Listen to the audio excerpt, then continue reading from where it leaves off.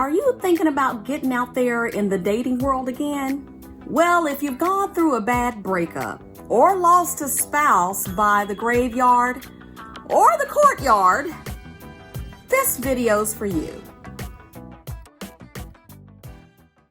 Hi everybody, this is godsgirlg, and thank you so much for joining me today.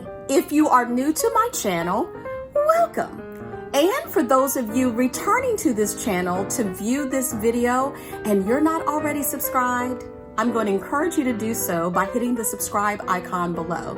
And if during the course of this video you hear something that you like, click the thumbs up, comment below, or better yet, share this video with someone who you feel could benefit from the information. With that said, let's get into today's discussion. Many times, the mere thought of going out on a date after a rough breakup, divorce, or an extra long dry spell might induce feelings of anxiety. And if you're wondering how to start dating again, know that it doesn't have to be so anxiety-provoking and gut-wrenching. Some of you may be wondering, with all that you've gone through, can you begin again in the dating world? Well, I'm here to tell you, yes, you can. In this video, I want to share just a few tips that will help you get started and share a very valuable resource that is free and will help you make sense out of all of this stuff that may have changed since the last time you were on the dating scene. So without further ado, let's get into these tips. Tip 1, heal first, date later. You won't be able to start dating someone new if you're still hung up on someone that you used to be involved with. Take all the necessary time first to get over your ex. Without following this first tip, you run the risk of either getting stuck in the past or bringing emotional baggage with you on future dates. Now, I want to put a special tip in here for those of you who are healing from a recent divorce.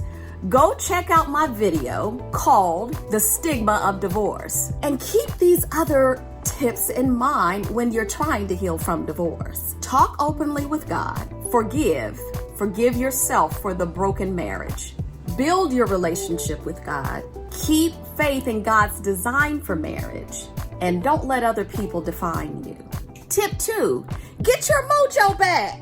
When I say mojo, I'm meaning your personal charm and confidence.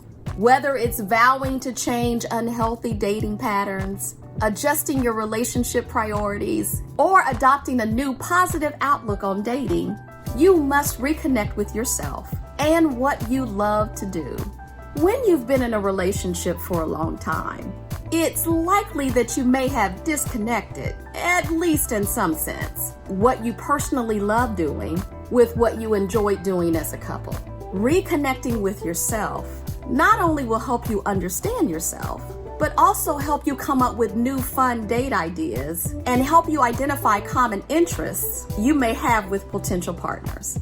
Tip 3, focus on self-love. Before considering how to start again, focus on finding self-love, because you can't focus on loving someone else if you don't even love yourself. Celebrate who you have come to be through the many chapters you have experienced in life. Now, I did a video on self-love, so also consider watching that. Tip 4, get clear on what you're looking for. Starting to date before you've gotten clear on what you're looking for is like going to the grocery store without a shopping list. Before you go out on your first date, get clear on your non-negotiable needs first. There's a big difference here between needs and wants. Needs are what you actually need, or else the relationship will fail. And wants are nice to have things, but are not required as part of the foundation for the relationship. Now, I am going to share with you a free resource that I used back when I first started dating and I was going through this process myself. The resource is called Living Single Again. And I am actually going to put the website in the description box below. This is a completely free program that is made up of a series of videos and a workbook that helps you work through your wants versus needs. Now, I will warn you, this is a very old, almost late 80s, early 90s video. So if you dismiss the music, the background, and really focus in on the content, I promise you it's something there for you. If you happen to be over a singles ministry, because this website and the resources are completely free, I challenge you in your singles ministry to actually have this seminar for the singles at your church. Have them print out the workbook. It is a very good resource that will provide you loads of information on rediscovering yourself. Tip 5, recognize when you're ready to date.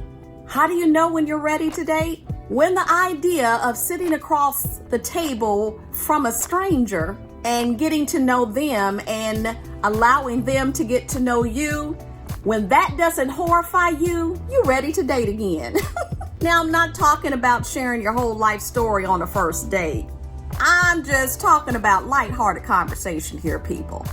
You will feel emotionally ready to date when you are no longer scared of exploring romantic possibilities. Your sense of curiosity must be greater than your sense of risk. You must be emotionally stable, people. Tip 6, give yourself permission to date again. So you've healed from your breakup and gotten over your grief of a failed marriage or even the loss of a loved one. This is the point when you recognize that you have healed from what you need to heal from, and you've stepped up your self-love quotient. Now what? Give yourself permission to start dating again. It is a simple decision. Tip 7, try all the different ways of meeting people. Get familiar with all the different ways that are now available for you to meet someone new. Consider them all. Strike up a conversation with someone new at church, at the grocery store, explore a new class, or check out some online resources. And use your personal network also. Don't be afraid to be vulnerable, and let your outer circle friends know that you're single in case they may know someone. Tip 8. Pace yourself. Dating is not a sprint across the finish line.